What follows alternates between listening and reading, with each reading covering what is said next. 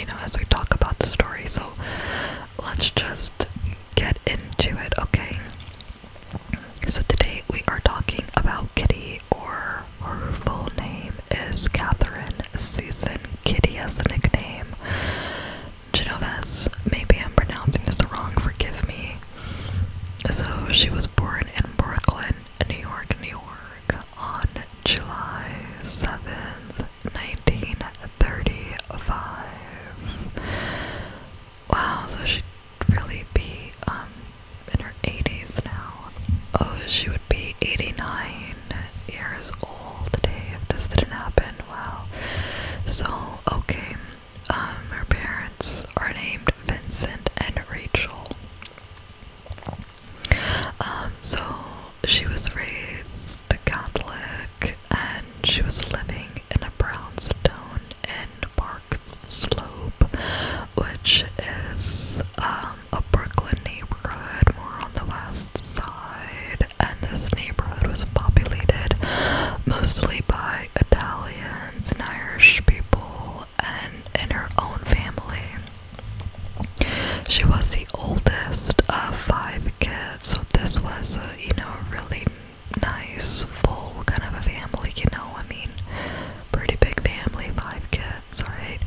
So, when she was a teenager, she went to an all-girls high school called Prospect Heights High School. She was described as incredibly self-assured and really beyond her years.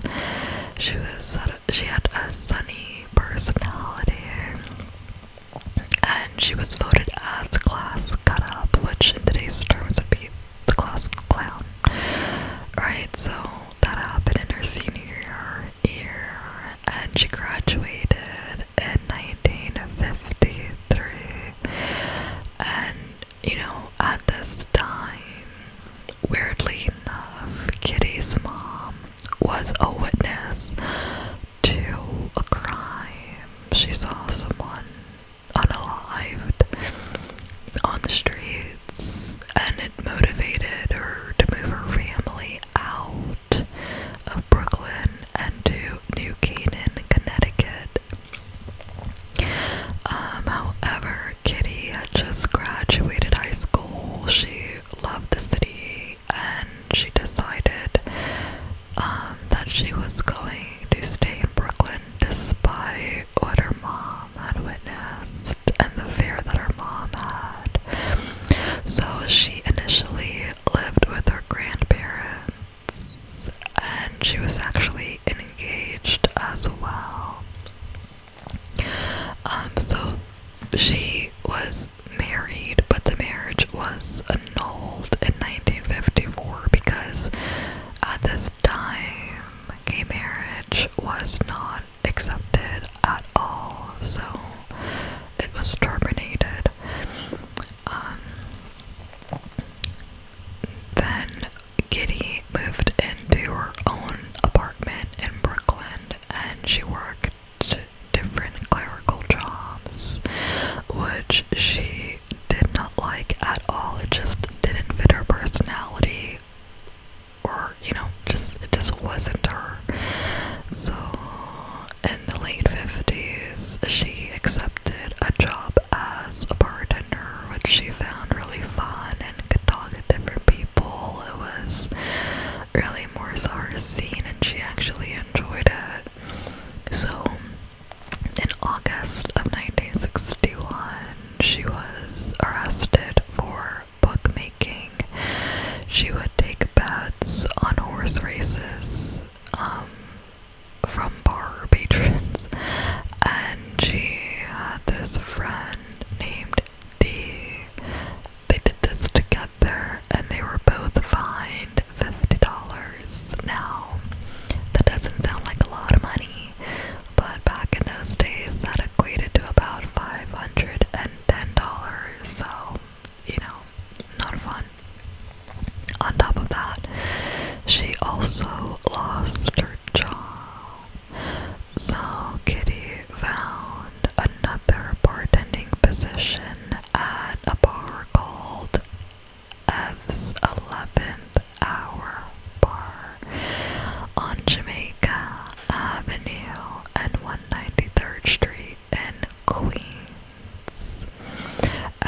she soon became a manager of the bar, not on purpose because, you know, of a promotion, but the bar owner just never really showed up, so she just kind of fell into the position. So she would work double shifts and, you know, make more money, save some money, and she had big dreams in this kind of an industry, so she wanted to open up her own Italian-style restaurant. That was her goal, that was her dream. Now, while living in her apartment, she shared it with her girlfriend named Mary Ann, and they were dating since 1963, and Mary actually just passed away this year, 2024, at the age of 85 years old. So back to this time period, right? So around 2:30 a.m., March 13th, 1964, Kitty had left her bar, finished her shift, and this is the part that really freaks me out because it's not like she was walking home and someone else was just on the street. She was in her car at a traffic light, waiting for the light to change from red to green, and she was spotted by Winston Mosley, who was parked and sitting in his Chevrolet. Guys, this gives me chills, okay? Random driving cars, you're just in your car. Oh gosh, and we're gonna get more into Winston later. So Kitty arrived home at 3:15 a.m. She parked her car where she normally would, which was the Long Island Rail Station parking lot. It was only about 100 feet or so away from the door to her apartment, and she had to go through an alleyway to get into her apartment building, which is kind of scary, but something that she was used to, right? So as she was walking towards her building, Winston had followed her.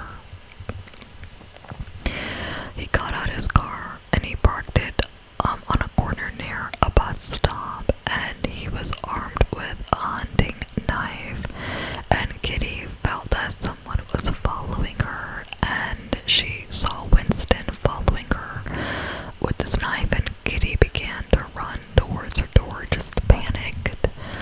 Okay, and Winston ran after her, and he overtook her, and he got her with the knife 2 times in her back, and she said, "Oh my God, he stabbed me, help me." Okay, several neighbors, which at 3:15 a.m. they heard her cry, but only a few of them recognized that this was an actual emergency and a cry for help. So one of the neighbors, named Robert, he shouted at Winston to leave that girl alone, and this scared off Winston. He ran away, and Kitty was slowly making her way towards the rear side of the building, I guess, trying to get inside of her apartment.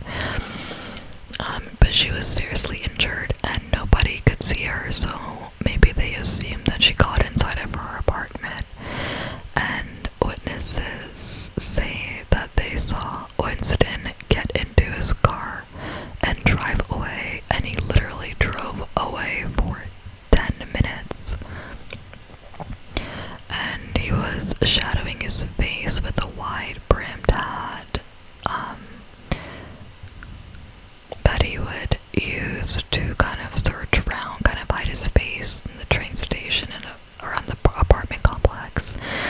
And eventually he found Kitty again because he came back looking for her. And Kitty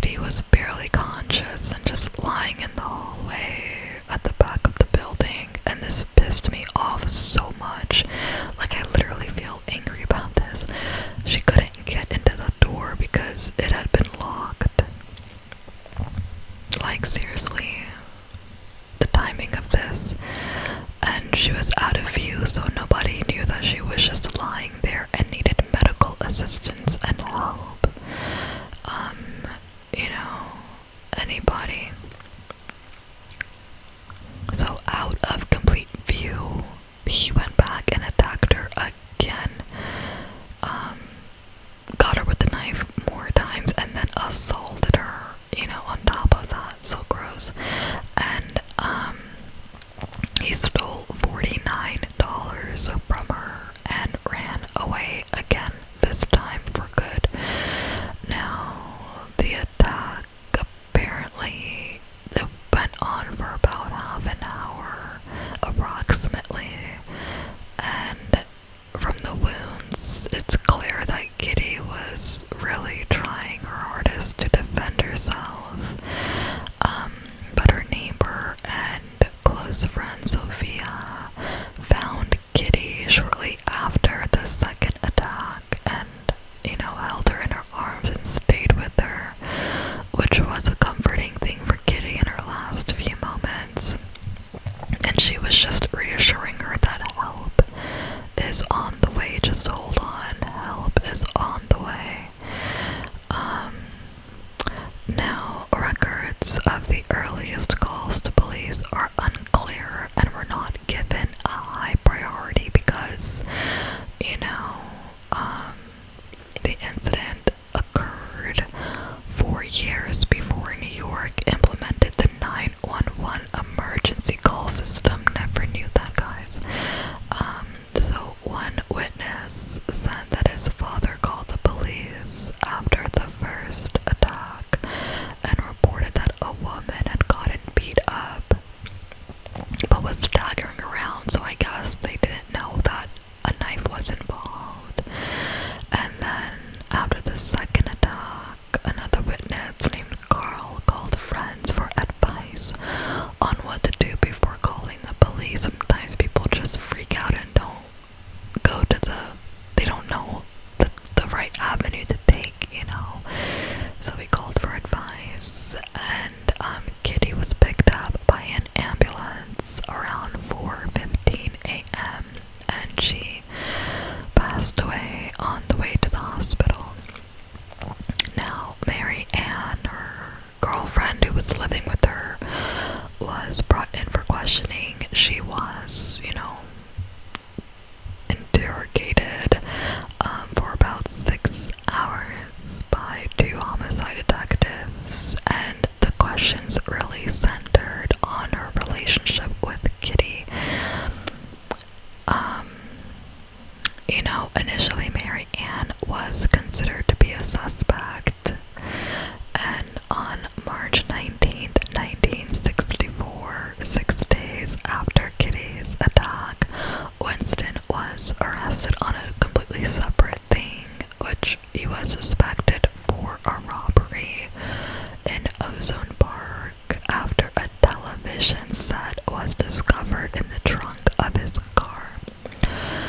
Now, the car was searched after a local man named Raul became suspicious when he saw Winston removing a TV from a neighbor's house. He approached Winston and started to question him, and Winston claimed that he was a removal worker. However, the homeowners had confirmed that they were not moving, so this is clearly a robbery. So, the guy actually disabled Winston's car so he couldn't go anywhere.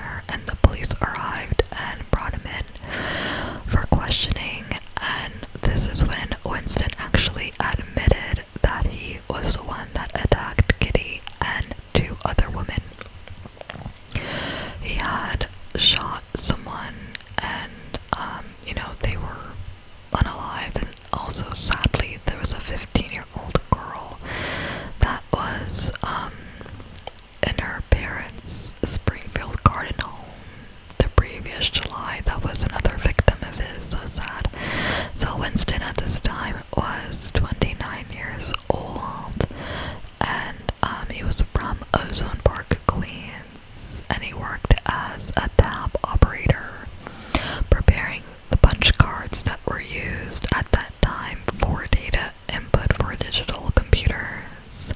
He was actually married with 3 of his own kids, and he said that his motive for attacking women was simply because men, they were more of a challenge and women couldn't fight back, and he just wanted to do it. And so he would literally be sleeping. His wife was there with him in the room, and his wife was a nurse, and he woke up at 2 a.m. She never suspected or felt him really move, so he would wake up at 2 a.m. and just go out looking for someone to attack, and that's when he saw Kitty driving by in the car. He was put on death row for unaliving Kitty, and Winston showed 0 emotions, of course 0 remorse, and the judge said, "I don't believe in capital punishment, but when I see a monster like this, I wouldn't hesitate to pull the switch myself." Now, the strange thing about Winston too was that, well, it seemed that he was declared medically insane, and instead of the death row, he was put in life imprisonment, and he actually escaped from prison in 1968 while being transferred from a hospital where he had undergone surgery for a self-inflicted wound, and he escaped and he went into this couple's home. They were gone on vacation, and he was hiding out there for 3 days. The police couldn't find him. The couple came back home. He tied up the husband, assaulted the wife, and he left. And he was found again by the police and put back into custody. He actually, not that we care, but he obtained a degree from Niagara University and became eligible for parole in 1984. And he actually said this. He said, for a victim, he said he felt like he was the victim, and he said, for a victim outside, it's a 1 time or 1 hour or 1 minute affair, but for the person who's caught, it's forever. And he said that he never intended on unaliving Kitty, but he considered her unaliving to be a mugging, because people do unalive people sometimes when they mug them. He was crazy, okay? So he actually passed away in prison at 81 years old in 2016, and he was one of the longest inmates to serve time in the New York State prison. He stayed there for a nice good long 52 years. You guys, it just freaks me out because typically you think, okay, maybe someone's just walking late at night and then someone on the street just sees you, and then, okay, easy target. Never once do you think she was in her car on her way home and someone's parked and then they start following her with the intent of harming her. It just freaks me out, this whole thing. It just reminds me, when I lived in Washington, sometimes I would work late and walk home, and I typically felt safe in my neighborhood, but I'm just like, thank you God, nothing ever happened, because it's so scary. Thanks again, Bianca, for recommending this case. At first I thought I pretty much knew the gist of it and everything, but to hear more of the details and how this even happened, it's strange and scary. Yeah, guys, I'm gonna end the video here. Peace.